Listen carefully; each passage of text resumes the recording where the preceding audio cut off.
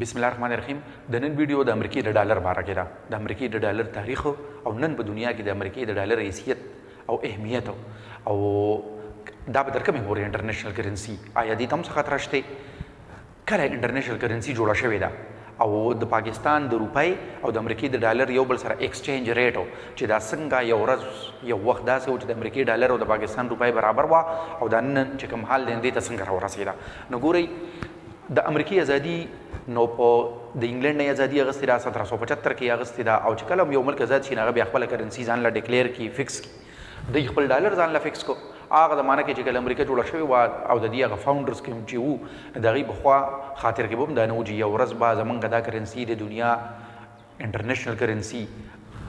پهلی جنګ عظیم نه پس چې کله ګورئ امریکا د 19مې صدۍ په اخره کې یو غټ صنعتي طاقت ته جوړ شو او د دې انډسټریل پروډکشن چې دی په دنیا کې د ټولو نه زیات سیوا شو بس د امریکای داسې سفر شروع شو په بره باندې او چې کله شلمه صدي شروع شوه لومبۍ جنګ عظیم وشو نو د لومبۍ جنګ عظیم نه پس ډالر د امریکای د اهمیت د وجې نه انټرنیشنل کرنسي شوه نو انټرنیشنل کرنسي د لومبۍ جنګ عظیم نه پس شوې ده خو دې زور نیولی دی د دویم جنګ عظیم نه بعد او چې کله د دویم جنګ عظیم د ختمېدو نه مخکې په دنیا کې دا ارګنایزیشنز جوړ شو د آی ایم ایف او ورلډ بینک او د ایشین ډیولپمنٹ بینک نو چې دا ارګنایزیشنز کله جوړ شو نو دا ارګنایزیشن چې خپل کوم ټول لین دین کوي قرضې ورکوي امدادونه ورکوي نه په ډالر کې ورکوي نو د دې انټرنیشنل ارګنایزیشنز د وجې نه اول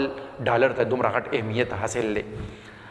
ښه د دنیا کې نور هم داسې ملکونه شته لکه د امریکې نه علاوه نور هم ملکونه شته چې د هغوی خپله کرنسي د یو ایس ډالر ده یو خو د هغې ملک خپل ډالري که نه د هغې نه علاوه داسې ملکونه شته لستی یا 15 تیر سوره چې دي چې د هغوی خپله کرنسي یو ایس ډالر ده ورسره دا خبره ده چې په ډېرو زیاتو ملکونو کې د امریکای ډالر دویمه کرنسۍ په طور باندې استعمالیږي ښه تاسو ته دا هم پته چې د ډېرو زیاتو ملکونو بلکې تقریبا د ټولو ملکونو په سټیټ بینک سره مرکزي بینک سره چې کومې پیسې پرتي کم زر مبادله ذخایري نو هغه په زیات تر د هغې حصه چې کوم دی نه په ډالر کې د ټریډ چې دی انټرنیشنل ټریډ نو هغه زیاتره په ډالر کې دی نو د دې د وجې نه ډالر ته دومره ډومیننټ حیثیت حاصل دی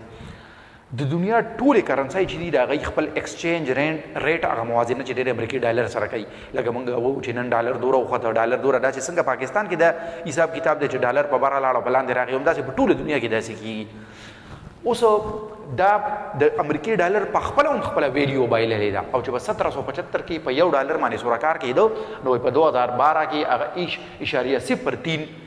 ته را رسېدلی دی لکه د یو ډالر ویلیو دومره کمه شوې ده چې اوس هغه اشاریه 0.3 ته جوړ شوی دی نو تقریبا په اسان الفاظو کې موږ دا ویلی شو چې امریکای ډالر د یو په سل باندې خپله ویلیو بایللې ده دا دې خپله ویډیو چې کوم دی نو څنګه بایللې ده او د څه سره یې کمپیر کوي چې خپله ویډیو بایللې ده نو سونې سره چې کمپیر کوي نو خپله ویډیو یې بایللې ده یا مارکیټ ریټ سره چې کمپیر کوي نو خپله ویډیو بایللې ده چې هغه زمانه کې به یو ډالر باندې سوره څه کېدل اوس د هغه عمره څیزونو د اخیستو لپاره 100 ډالره پکار دي دغه شان چې دی نو په تېرو 40 کالو کې وایي دې خپل هاف ویډیو بایللې ده اوس د امریکای ډالر او د پاکستان روپۍ د دې ځای کې پکې ما د انډیا د لیکلي دي چې موږ ته دا هم پته ولګي چې د انډیا د روپۍ نه هم تر ډېره وخته پورې د پاکستان روپۍ درانه وه په 1947 کې چې ملک آزاد شو نو د امریکای ډالر او د پاکستان روپۍ تقریبا یو برابر وي که داسې لږ ډېر فرق نه به خو یو برابر په 1970 کې دا 4.7 را رسېدلې وه نو چې 4.7 ته ور موږ به دا سوچ نه کوو چې دا کې صرف 4 روپۍ سیوا شوې ده نه بلکې یو روپۍ نه والي تر پاو کم 15 روپو پورې دا یو په 15 باندې فرق دی نو یو په 15 باندې دی ویډیو بایللې ده او په 10 کاله بعد په 1980 کې چې دی یو په 2 باندې ویډیو بایله او 10 ته لاړ 1990 کې 21 ته لاړ بیا یو په 2 باندې ویډیو بایله 2003 کې دا 57 ته لاړ یو په 2 باندې ویډیو بایله 2011 کې دا 88 ته لاړ او په 2022 کې اوس په 188 کې دی نو لکه اوس وګورئ که د 2011 نه 2022 پورې موږ دا دغه کوو که نه نو دا په پیسو روپو کې خو ډېر ښکاري چې د 88 نه 188 ته لاړ خو که موږ دې ته وګورو نو دا دیم تقریبا بس یو په 2 باندې یا یو په 2 نه لږ سیوا ویډیو بایللې ده نو څه وخت پس د پاکستان کرنسي د ډالر مقابله کې هر 10 کاله بعد یو په 2 باندې یا یو په 3 باندې سپکه شوې ده دې ځای کې د انډیا د روپۍ دا خبره ډېره انټرسټینګ ده چې ګورئ تر 1970 پورې د پاکستان روپۍ د ډالر په مخ کې چې کوم دی نو 4.7 کې وه او د انډیا غ 7.5 کې ولې انډیا به 9 روپۍ ورکولې نه $1 بیا غستو موږ به پاو کم 15 ورکولې نه $1 واغستو نو 1970 پورې زمونږه د اغینا د انډیا نه روپۍ درانه وا 1980 کې د خبره هغه بدله شوې ده چې مونږه د ایست پاکستان چې کله بنگلاديش شو ملک دوه ټوټې شو د هغې نه پس چې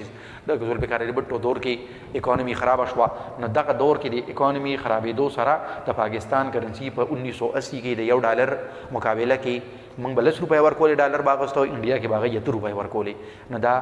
دومره زیات چې کوم دی نه فرق پکې لکه د دې زمانه کې زمونږ کرنسي نه انډیا نه لاندې شوه او دا چې دی نه په 2003 کې دومره فرق نه بلکې لکه زمونږ 57 روپۍ $1 او د هغې 46 روپۍ دا هم دومره فرق نه دی خو اوس چې کوم دی نه اوس یو بدوه باندې دی نو مطلب دا دی چې 2003 نه بعد زمونږ د غلطو پالیسو د دهشتګردۍ د وجې نه د سیاستدانانو د یو بل د خپو راښکلو د وجې نه او په چارټر اف اکانومي دپاره د اکانومي دپاره د نه یوغېدو د وجې نه پاکستان ته دومره غټ نقصان وشو چې د انډیا مقابله کې زمونږ کرنسي یو بدوه باندې سپکه شوه نو امید دی ویډیو به ستاسو خوښه شوي ډېره مننه